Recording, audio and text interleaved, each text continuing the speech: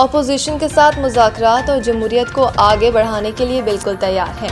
राना सनाउल्लाह निजी टीवी के प्रोग्राम में गुफ्तगू करते हुए सेनेटर राना सनाउल्लाह का कहना था कि DGISPR ने पहले भी मुतादिद मौक़ों पर कहा कि फ़ौज का मैंडेट ये नहीं कि वो सियासी जमातों से मुज़ाकरात करे। मुज़ाकरात सियासी पार्टियों में ही होते हैं और ये उन्हीं का मैंडेट है।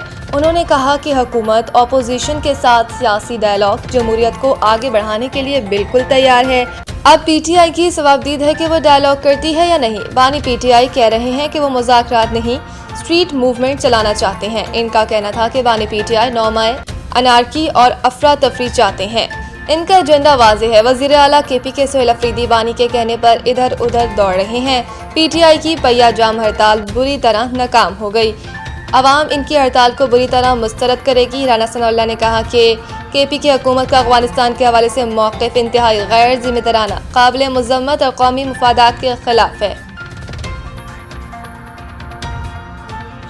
पंजाब की बेटी डट जाए तो सूबे की तकदीर बदल सकती है। मरीम नवाज। वज़ीर आला पंजाब मरीम नवाज शरीफ ने कहा कि अगर पंजाब की बेटी डट जाए तो सूबे की तकदीर बदल सकती है। पंजाब की बेटी किसी से कम नहीं, अगर वो मेहनत करे तो सब कुछ हासिल कर सकती है। वज़ीर आला मरीम नवाज शरीफ का कहना था कि पंजाब की ख़ातीन बाहिम्मत हैं। पंजाब की ख़ातीन अपनी सलाहियत से सूबे की किस्मत बदल देंगी। पंजाब की ख़ातीन जो चाहें अपनी हिम्मत से हासिल कर सकती हैं। उन्होंने कहा कि हुकूमत अब बीमार लोगों का अस्पताल आने का इंतज़ार नहीं करेगी। अब हम बीमार लोगों के इलाज के लिए उनके घर खुद जाएंगे। अब कोई शहर, गली और मोहल्ला ऐसा नहीं रहेगा जहां तक हमारी टीमें ना पहुंचें। इनका कहना था कि 25,000 कम्युनिटी हेल्थ इंस्पेक्टर्स जब मैदान अमल में निकलेंगी तो पंजाब से बीमारियां दूर भाग जाएंगी। पील अस्पताल गांव-गांव जाकर इलाज कर रहे हैं। सुथरा पंजाब मंसूबा दुनिया भर में मकबूल हुआ। अभी आपकी तनख्वाह 50,000 है। आप लोग मुझे काम करके दिखाओ, मैं आपकी तनख्वाह बढ़ाऊंगी। जब आप लोग अच्छा काम करेंगे तो मैं खुद आपकी तनख्वाह बढ़ाऊंगी।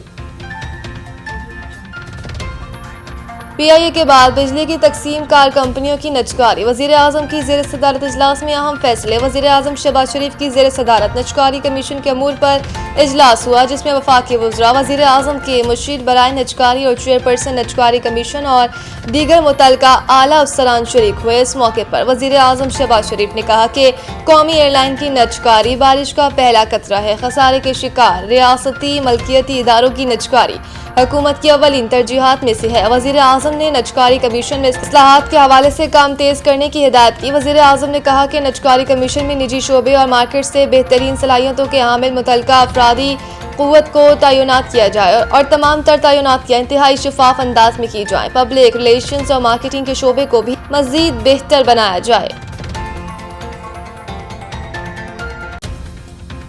मार्का हक के बाद तैयारों के ऑर्डर्स, जल्द IMF को खैरबाद कह सकते हैं ख्वाजा आसिफ। वज़ीर दिफा ख्वाजा आसिफ ने कहा कि भारत के खिलाफ जंग में हमारे जहाज टेस्ट हो गए। मार्का हक के बाद हमें इतने ऑर्डर मिल रहे हैं कि 6 माह बाद IMF को खुदा हाफिज कहने की पोजीशन में होंगे। निजी टीवी के प्रोग्राम में गुफ्तगू करते हुए वज़ीर दिफा ख्वाजा आसिफ का कहना था कि पाक भारत जंग में पाकिस्तान का जवाब पूरी दुनिया ने देखा कि मोदी को फेंटी पड़ी। नरेंद्र मोदी की ना मुल्क और ना बैरून मुल्क इज्जत रही। उन्होंने कहा कि पाक भारत जंग के दौरान भारत ने अमेरिका को अप्रोच किया, चीन से भी राब्ता किया था। अब भी भारत ने जारियत की तो वैसे ही जवाब दिया जाएगा। पाकिस्तानी फौज का लोहा पूरी दुनिया मानती है। मई 2025 की जंग के बाद भारत का एतमाद तबाह हो गया। इनका कहना था कि 2025 में भारत के खिलाफ जंग में कामयाबी के बाद इतने जहाज़ों के ऑर्डर मिल रहे हैं कि वो 6 माह बाद IMF को खुदा हाफिज कहने की पोजीशन में होंगे। ख्वाजा आसिफ ने कहा कि पाकिस्तान किसी भी किस्म की जारियत का मुकाबला करने के लिए तैयार है। भारत कोई भी एडवेंचर करने की पोजीशन में नहीं। भारत ने जारियत की तो वैसे ही जवाब दिया जाएगा जैसे कि मई में दिया गया। T20 वर्ल्ड कप, ICC ने बांग्लादेश के मैचेस मुंतकली की दरख्वास्त मुस्तरद कर दी। भारतीय मीडिया ने दावा किया है कि इंटरनेशनल क्रिकेट काउंसिल ने T20 वर्ल्ड कप के मैचेस भारत से किसी दूसरे मुल्क मुंतकिल करने की बांग्लादेश की दरख्वास्त मुस्तरद कर दी है। रिपोर्ट्स के मुताबिक ICC ने बांग्लादेश टीम को तयशुदा शेड्यूल के मुताबिक भारत में मैचेस खेलने की हिदायत की है। मीडिया ज़राए के मुताबिक बांग्लादेश ने सिक्योरिटी खदशात के पेश नज़र अपने T20 world cup matches Bharat से बाहर किसी गैर जानिबदार मुकाम पर मुंतकिल करने की दरख्वास्त की थी। ताहम ICC ने इस दरख्वास्त को मंजूर न करते हुए वाज़ेह किया कि मैचेस भारत में ही होंगे। बसूरत दीगर बांग्लादेश को पॉइंट्स के नुकसान का सामना करना पड़ सकता है।